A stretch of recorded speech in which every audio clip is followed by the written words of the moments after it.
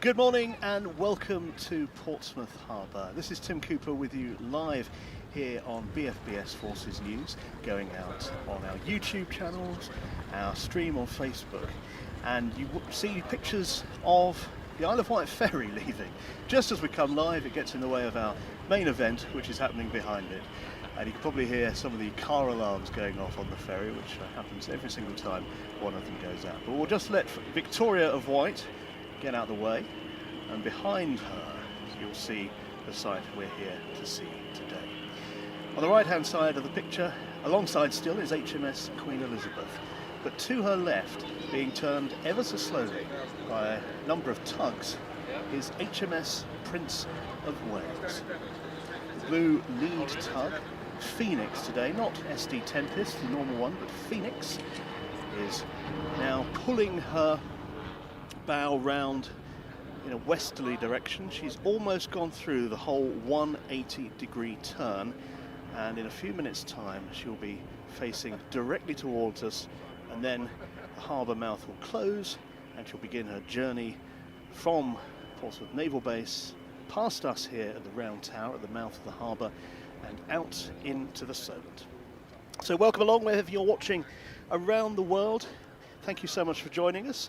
It's a great sight, isn't it? Portsmouth Harbour, 3,124 acres of water. We're just seeing a small fraction of that today, and home to the Royal Navy. A wonderful location for the Navy because it is virtually impregnable, and through history has been a great servant to the United Kingdom. So why are we here today? Well, it is to witness the transit of HMS Prince of Wales. She's going from here on what the Royal Navy call a routine ammunition serial.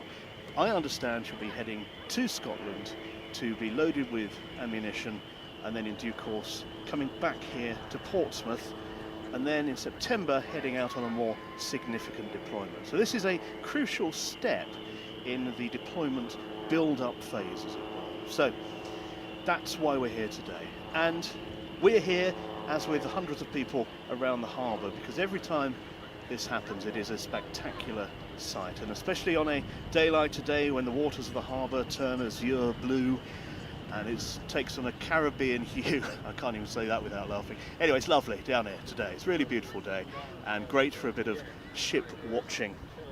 And that's what we'll be doing for the next 20-30 minutes or so, or as long as it takes for HMS Prince of Wales to come out of the harbour.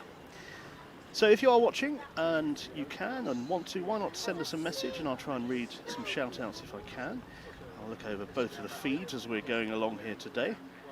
It'd be great to hear from you wherever you are.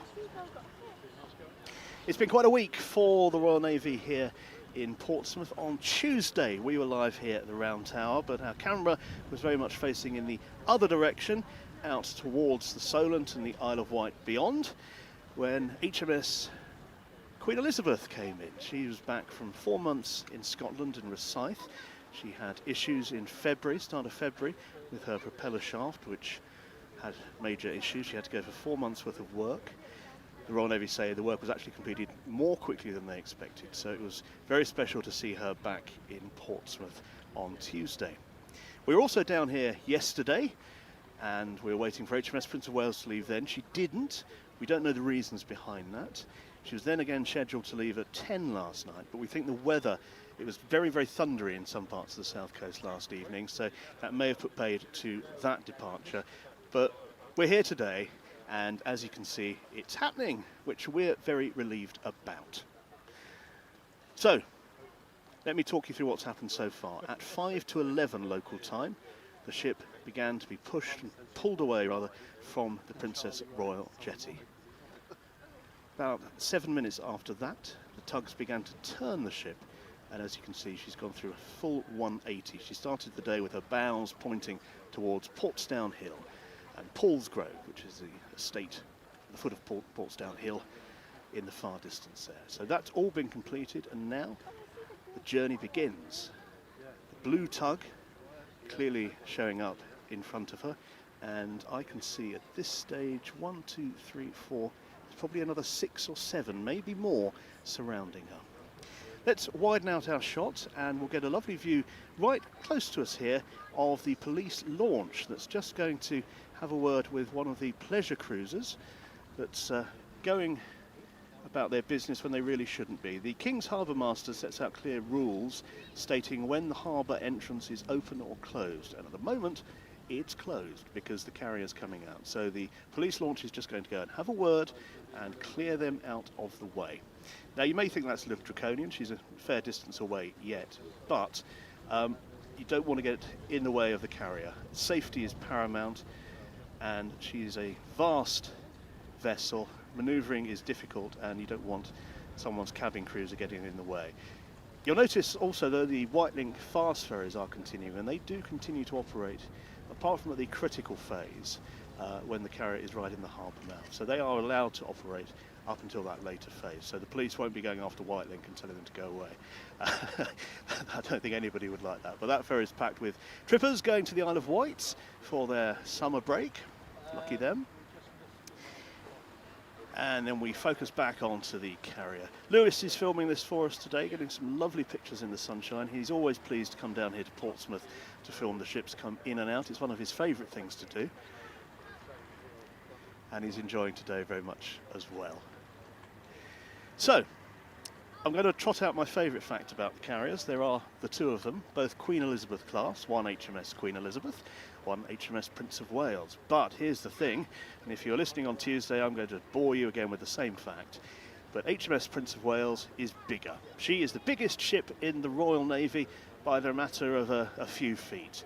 Subtle changes in the build process, because she was the second one to be built, mean that she is just that little bit longer. And let me tell you this, for any of you that might comment online and say that's not the case, it is. I've had it from very senior naval horses' mouths that is definitely the case. And HMS Prince of Wales Ships Company are all very, very proud of the fact that they are the biggest ship in the Royal Navy. So that's a little thing to remember. Good progress being made here today. Sometimes this can take an age. I've been here before, it's taken 30 minutes just to turn the carrier around, but very, very slick today. So very quick that was, and already she's making good progress towards us. She'll come towards us here, pass us at the round tower, and then head out into the Solent. She goes to a place called Outer Spit Buoy. That's the first waymark on her journey, and from there she'll head out to the Nab Tower, the second waymark on her journey. If you've ever been on a Brittany ferry, a P&O ferry back in the day to France, you get quite close to the Nab Tower when you're going out and coming back in. It's a sort of a strange looking thing right in the middle of the sea, quite out of the way. At the Nab Tower, she's going to do some compass calibration work. All ships need their magnetic compasses recalibrating periodically. It's an official thing, has to be done, and she'll be doing that today. So again, important part of the workup phase as we have the police coming towards us once again, making their way right to the mouth of the harbour. Don't know if there's an issue or whether they're just repositioning themselves for when the carrier comes out. They may be that they've seen a boat coming in. There's a few yachts heeding the advice of the harbour master and staying out of the way.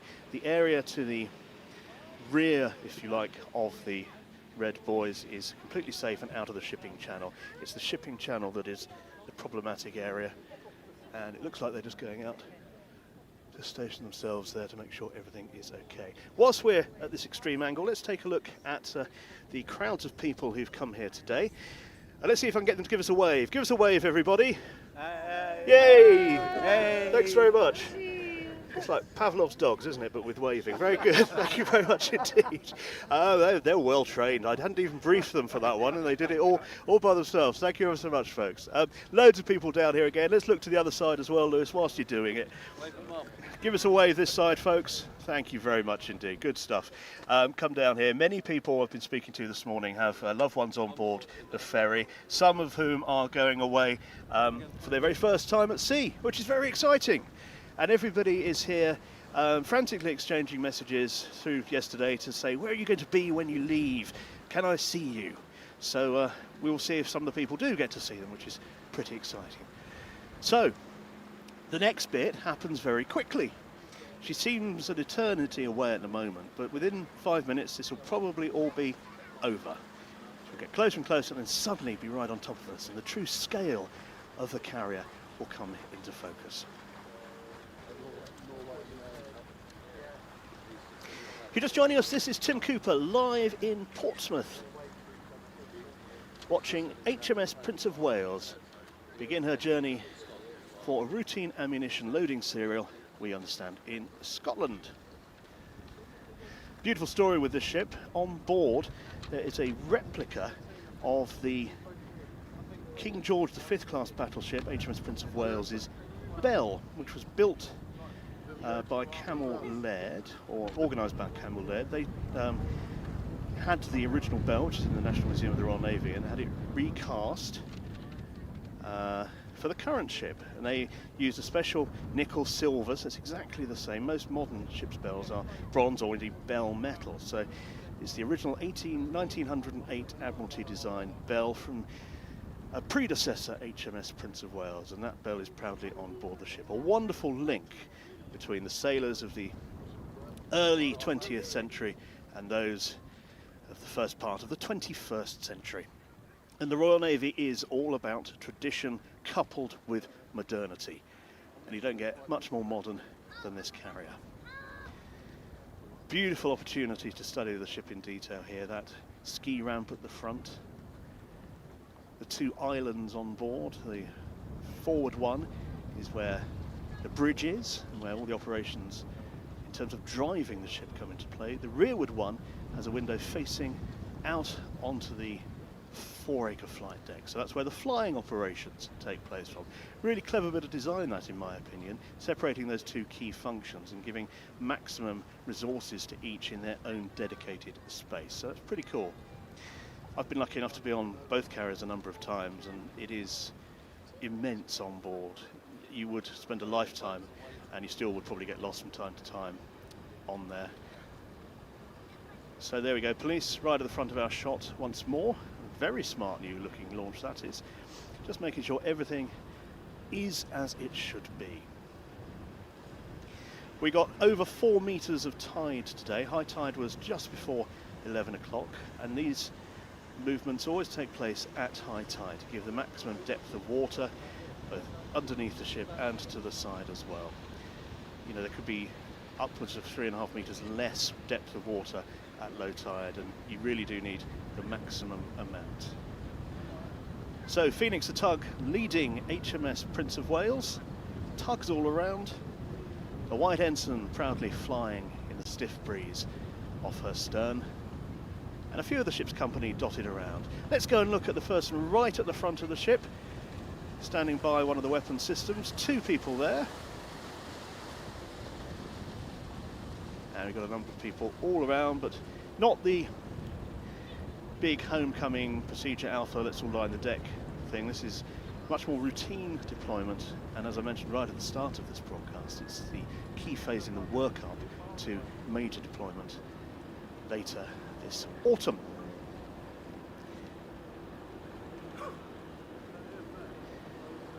And now we can see the bridge come more clearly into focus, and a number of people there, a couple of people with binoculars, they're observers standing on the bridge wing, making sure everything's right.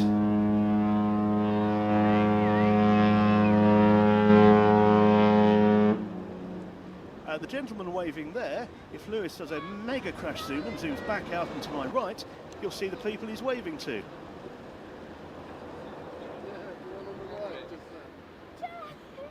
He's on his first deployment, and they've come all the way from Brighton to see him today, and they were hoping he'd be there on the bridge wing. He could have been the other side, they wouldn't have seen him, but they have seen him, and he's setting to sea for the first time. Isn't that exciting? What a career for him to begin today, and what a place to be. More sailors in the little opportune holes around the ship, 3 there waving in unison. Brilliant.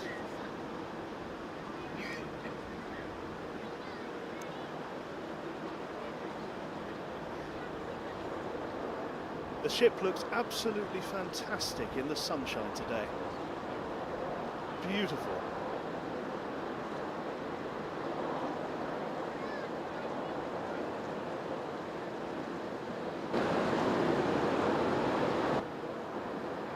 Second tower there, the flight control area full of people there behind some rather nice tinted glass to aid operations when they are using the F-35s or the Merlin helicopters from the flight deck, and the feathers of the Prince of Wales there on that rearward island as well.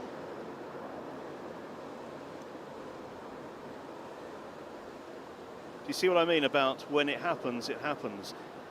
It takes a while to get here, and then straight away, straight past us and out of the Solent. More sailors at the stern, getting their chance to wave goodbye to the hundreds of people who've come down here today.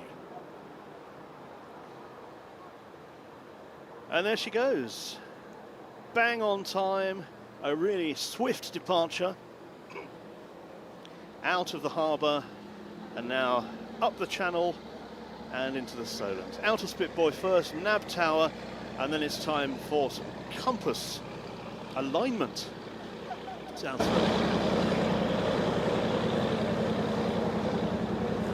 Well, we hope you've enjoyed watching this with us today. And I've been Tim Cooper, Lewis Bartley's been filming, and this has been a BFBS Forces News programme. If you are into lots of things about the military, be it the Royal Navy, the Army, or the Royal Air Force, or indeed the Royal Marines, better mention them, or indeed anything associated with our military, and indeed those of our allies around the world, then you really do need to go to our brand new website, forcesnews.com. That's forcesnews.com. It is your one-stop shop for everything military. And indeed, follow us right across social media as well. We're on all the platforms. And anytime a ship like this moves near you, I'll be there talking you through it. Thanks very much for watching. And from us all, bye for now.